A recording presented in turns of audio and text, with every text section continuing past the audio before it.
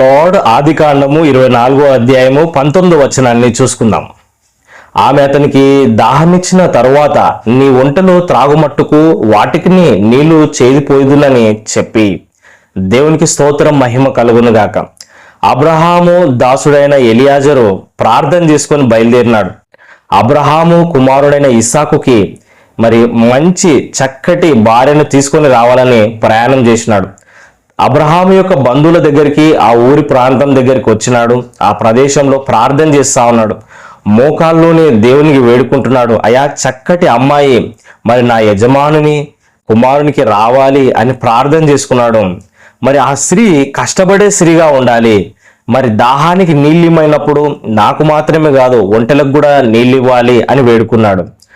ఆ దేవుడు ఆ విధంగానే ఈయనకు సహాయం చేసినాడు. ఈయన ఏ విధంగానైతే ప్రార్థన చేసినాడో అలాంటి